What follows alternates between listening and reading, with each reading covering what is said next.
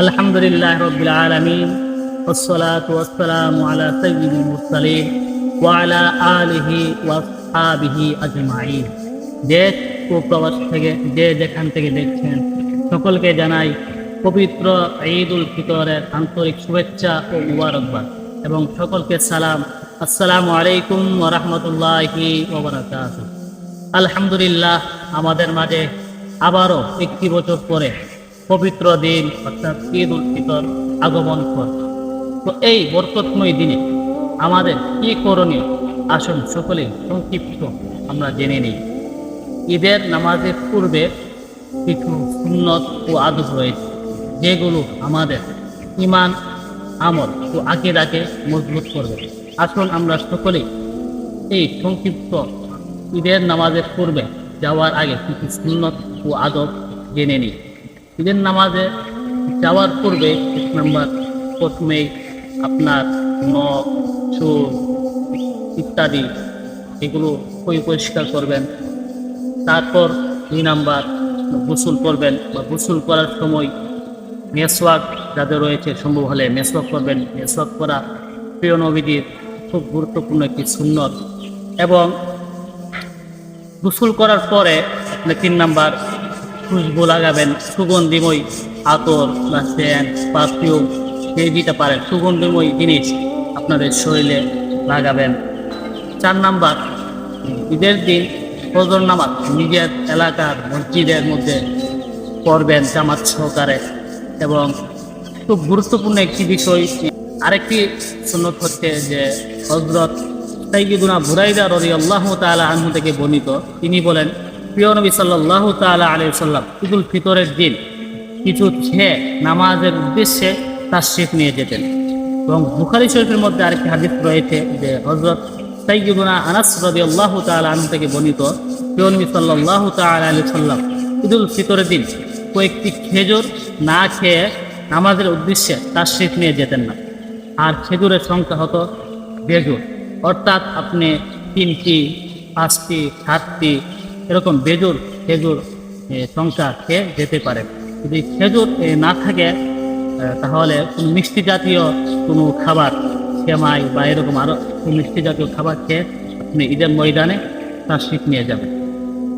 এবং আরেকটি সুন্নত হচ্ছে আপনি ঈদের ময়দানে পায়ে হেঁটে যাবেন। যদি যানবাহনের মাধ্যমেও যান তাহলেও কোনো সমস্যা নেই, কিন্তু পায়ে হেঁটে যাওয়াই উত্তম। এবং নামাজ শেষেও আপনি পায়ে হেঁটে আসতে পারেন, এবং যদি যানবাহনের মাধ্যমেও আসেন তাহলেও কোনো সমস্যা নেই। এবং আরেকটি সুন্নত হচ্ছে হযরত সাইয়্যিদুনা আবু হুরায়রা রাদিয়াল্লাহু তাআলা আনহু থেকে বর্ণিত, প্রিয় নবী সাল্লাল্লাহু তাআলা আলাইহি ওয়াসাল্লাম ঈদের নামাজের উদ্দেশ্যে এক রাস্তায় দিয়ে তাশরিফ নিয়ে যেতেন এবং অন্য রাস্তা দিয়ে ফিরে আসতেন। তো অর্থাৎ আমরা এক রাস্তা দিয়ে যাব এবং অপর আরেক রাস্তায় দিয়ে আসব। এবং আরেকটি সুন্নত হচ্ছে যে ঈদের নামাজের পূর্বে আপনি সদকায়ে ফিতর আদায় করা, এটাই উত্তম। তবে ঈদের নামাজের পূর্বে যদি দিতে না পারেন পরে আদায় করে দিবেন। আরেকটি সুন্নত হচ্ছে যে বেশি পরিমাণে সদকা করা, যাকে পারেন গরিব মিসকিন যারা রয়েছে তাদেরকে দান সদকা করা, মসজিদে আল্লাহ রাস্তায় দান সদকা করা।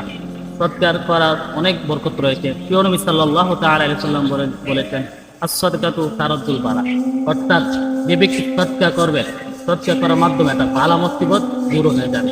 সদকার করার এমন বরকত রয়েছে যে আরেকটি জায়গায় রয়েছে যে সকালে তোমরা সদকা করো, সদকা করলে বালা মুসিবত সদকার আগে অগ্রগামী হতে পারে না।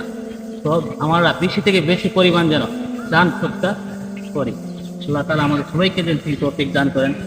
আরেকটি সুন্নত হচ্ছে ঈদুল ফিতরের নামাজের জন্য যাওয়ার সময় রাস্তা দিয়ে নিম্ন সুরে তাকবীরগুলো বলবেন।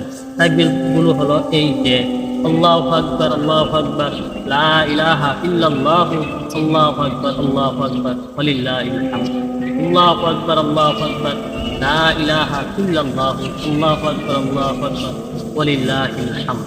এবং ঈদের নামাজের পর আমরা যেন একে অপরের সাথে মুসাফা এবং মুআনাকা, হাত মিলানো বা এইগুলা আমরা করি। এবং ঈদের নামাজের পরে আমরা একে অপর মুসলমান ভাইদেরকে যখন দেখবো ঈদের মুবারকবাদ দিব। সাহাবায়ে কেরাম তারা ঈদের নামাজের পরে যখন একে অপরের সাথে দেখা হতো, তারা ঈদ মুবারক দিতেন এবং দোয়া দিতেন যে তাকাব্বালাল্লাহু মিন্না ওয়া মিনকা, আল্লাহ পাক আমার এবং আপনার আমল সমূহ কবুল করুন। আমাদের প্রত্যেকেরই উচিত যখনই কাউকে ঈদের মুবারকবাদ দিব তখন সাথে সাথে এই দোয়াও দেওয়া। ঈদ মুবারক দেওয়ার সময় তাকাব্বালাল্লাহু মিন্না ওয়া মিনকা। তো আল্লাহ তাআলা আমাদের সকলকে এই সুন্নাত ও আদবগুলো স্মরণে রেখে আমল করার তৌফিক দান করুন। আসসালামু আলাইকুম ওয়া রাহমাতুল্লাহি ওয়া বারাকাতুহু।